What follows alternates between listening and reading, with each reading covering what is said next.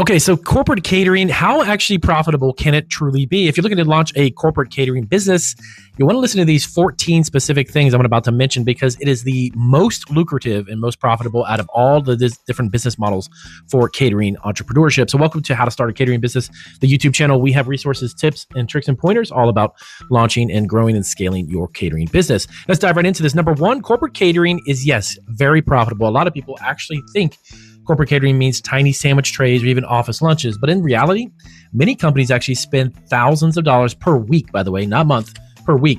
And monthly recurring catering budgets are actually part of every corporate event. Yearly employee event budgets, they even have client appreciation event money as well. Some business orders actually have breakfast daily, lunch multiple times a week, even large meetings monthly. Some of the real numbers. If you have a small office lunch catering business, it's actually going to bring in around $300 to $800 per client on average. If you have a medium-sized company, you're looking at about $1,500 to $5,000, and a large corporate event can be in excess of $50,000. So this is something you definitely want to take in mind when you think about approaching businesses and corporate lunches and corporate catering. Number two, the real money is actually in your repeat clients. Now, this is what separates corporate catering from things like wedding catering. Weddings, well, yes, they're one-time events, but you have to then find another one.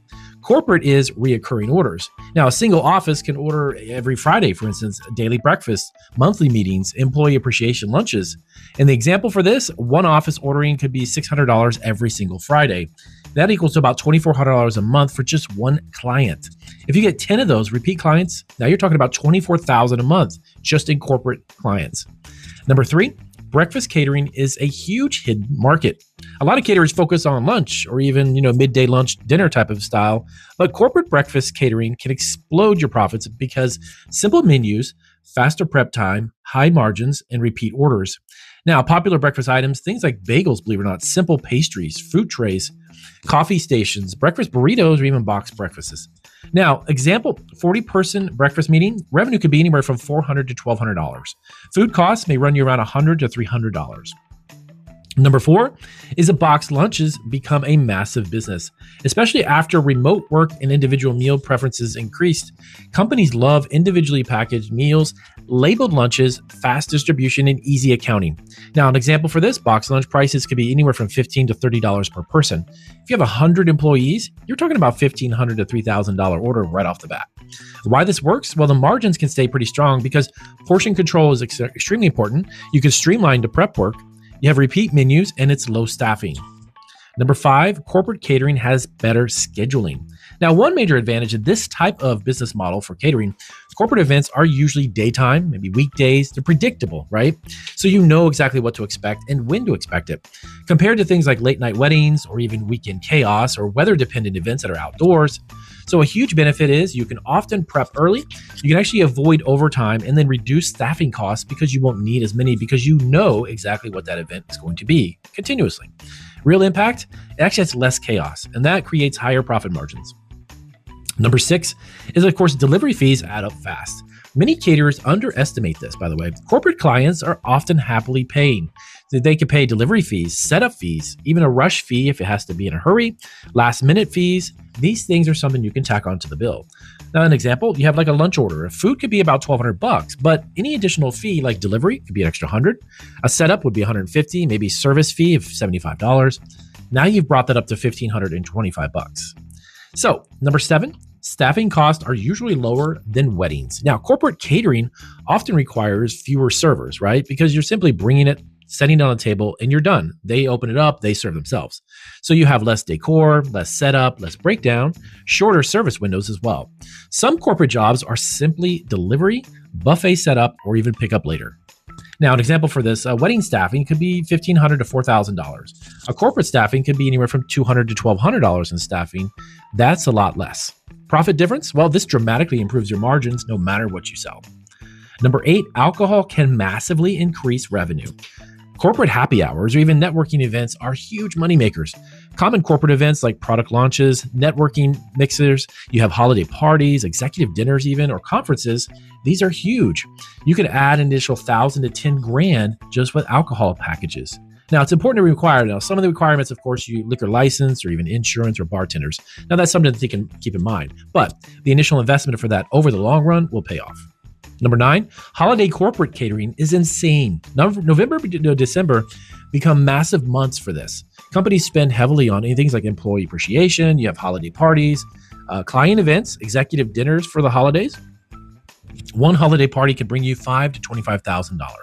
A large company could be even over that. If you're doing even more, if you're doing hundreds of clients, hundreds of dinners and lunches, you're looking at about $50,000 or more. Now, the reality is some caterers make 30 to 50% of yearly profits during their holiday season. Number 10, of course, profit margins can be very strong. Many corporate caterers target 10 to 25% net profit margins, but some highly efficient operators can exceed this. Why? Because repeat menus, you've got reoccurring clients who expect you on a certain time, predictable prep work, daytime scheduling, and lower labor costs. Here's an example. Monthly revenue, you can generate $40,000 with a possible net profit up to in excess of $12,000. Number 11, the biggest corporate catering expenses. Now, the main cost when it comes to doing corporate catering is food inventory, labor, delivery vehicles. You have fuel, packaging, insurance, commercial kitchen, and of course, payroll taxes. Now, one hidden cost, keeping this in mind because this is pretty heavy too, is disposable packaging gets very expensive fast. As an example, premium packaging could be $1 to $4 of each individual person per meal. Now, at scale, that becomes thousands of dollars every month. So be aware of your disposables. Number 12, some corporate caterers scale into huge companies. Now, many started like from home or even small office lunches, single delivery van. Then they grew into full commissary kitchens, multiple vans, or even nationwide meal contracts.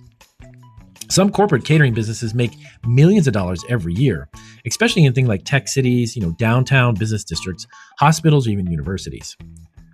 Number 13, the biggest mistakes though new corporate caterers make. Number 1, underpricing delivery. Make sure you are charging. Your time is worth it. Number 2, taking unprofitable small orders. Number 3 is poor route planning. Number 4, ignoring packaging costs.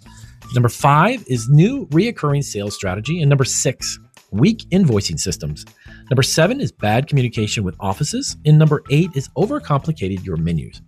The reality, simple scalable menus usually make way more money because they don't take a lot of time to make. Number 14, the smallest way to start smaller is always to start on a small scale. Of course, many successful corporate caterers start with sandwich platters, breakfast trays, maybe even box lunches, coffee service, or even drop-off catering only. This keeps labor low, startup costs very low, and then operations very simple. Now, then they expand into things like staffed events, executive catering, or even large conferences. These are things to think about if you are looking to start a corporate catering business, breaking down some of the real world numbers of how this can actually work and benefit you. So if you have any questions on how to start that catering business, let us know down below. We'll definitely see what we can do to help you out. And if there's anything else that you want to let us know, comment down below and check out some of the resources we have available too. And our other YouTube channels here on YouTube. We have several food entrepreneurship channels from food truck freaks to marketing food online and how to launch a food business from home. I'll see you guys on our next video.